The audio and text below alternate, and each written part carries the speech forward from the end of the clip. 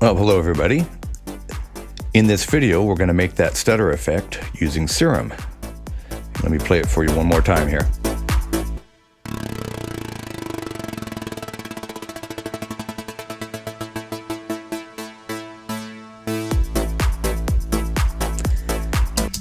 Okay, so hello everybody out there. Welcome back to the channel. That stutter edit caught my attention recently because of a track that was popular on Beatport, still is on the top 100 chart. It's called Dustpig. Pull it up here real quick. I believe at one point it was number 1. It's called Dustpig, and if you go to Beatport and play the center section that they have highlighted, it starts right in with this effect, which is kind of an exponential curve stutter type effect. I don't even know what to call it. So let's go back to Logic here. I've got a Serum here with just like a saw pluck. So let's just solo that.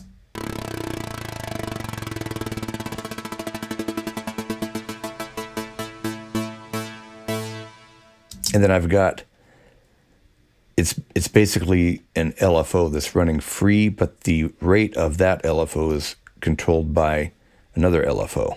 If you look here in the matrix.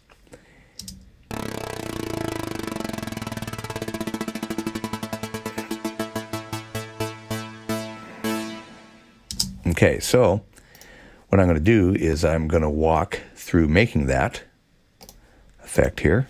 Let's pull up a Serum and then just start right in with the sound design. And what I've found the best way to approach this, and I've done it about only 5 times. And obviously, if I'm going to use a effect like this, it's going to require a little bit more polish, you know, as far as how everything, and probably I might even bounce it, this right here, which is still in MIDI, I might bounce it to audio. But the main thing is getting the effect and learning how to do that. So let me just walk through the steps here. And what I do is I got a couple saws here. I'm not going to have a lot of detune on them, so they're a little bit more tonality. Turn on the filter. And then we are going to have it to where it's an LFO playing the note. And so this essentially turns into just like an envelope. So in fact, you can put it in envelope mode while you're trying to design the sound. And what I'm going to do is I'm going to drag this to the level of the 2 oscillators first. And then turn the oscillators down. And then I will give instructions on this shape, how much I want this LFO to affect the turning up and down of the volume control real quick here. So I'm going to take this up to, let's take them both to 68 here. I don't know, let's go to 75. So now that's an envelope mode, so it's just going to,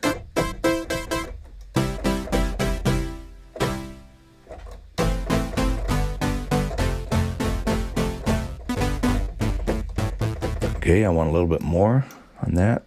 Let's try a little bit more. Okay. All right, let's turn this down here.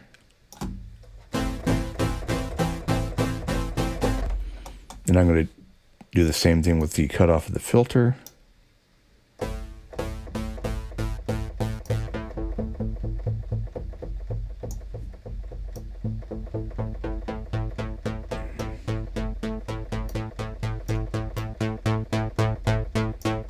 Add a little drive to that filter.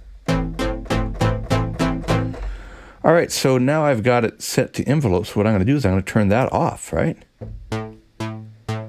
Now it's just beats per minute, right? So I can turn that up. Or turn the beats per minute off.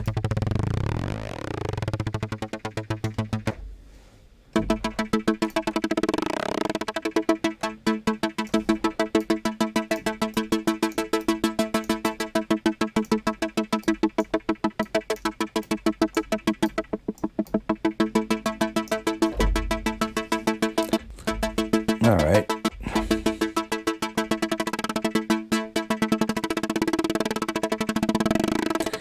And now what I could essentially do is just automate this control here, and that's probably the best way to do it. But if you wanted to save it as a preset,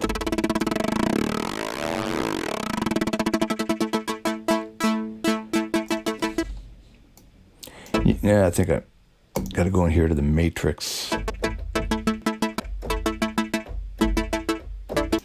So it's just a little bit of adjusting along the way here.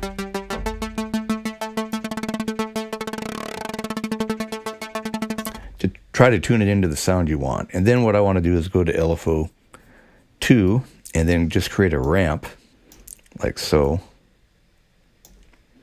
Bring this maybe a little bit exponentiality there.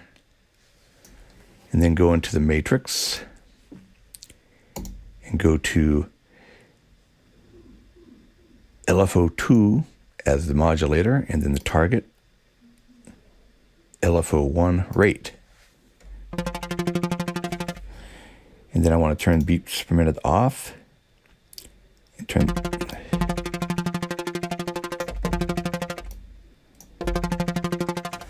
and start.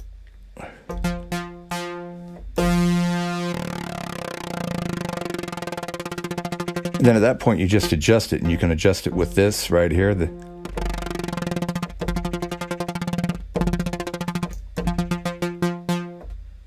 Or you want to put it on trigger, so every time you play it,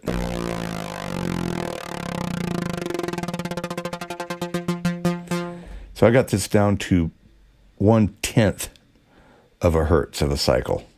Okay, you can. Then you can go in here and then you play with this one here. And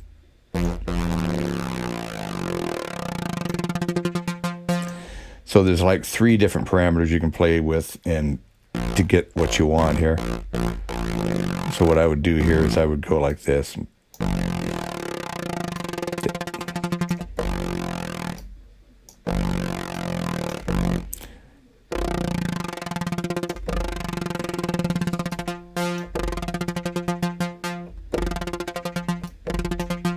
You can play around with all these parameters and just tune it in.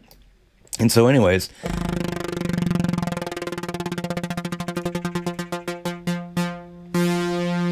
I would encourage you to listen to that Dustpig song, and so you get the full impact of this effect done by a guy who's, I mean, I think he was at #1.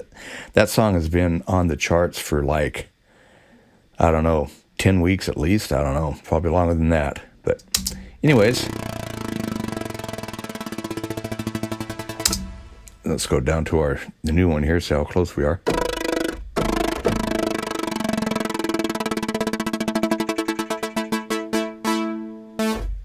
Add a little reverb. And you're all set, right?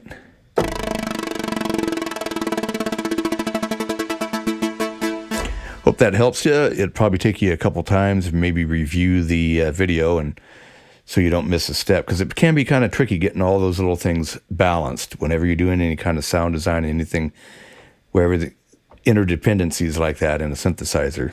It takes a little, oh yeah, you gotta watch this parameter and this parameter. If I move that, it affects this one. So you just kind of play around with it, and I hope you have fun with it. And let me know how you do in the comments. And if you like this video, hit that like button. That helps other people find the videos they're looking for. Or subscribe. And that way you'll be notified when I come up with another great idea, right? Okay, thank you very much for watching.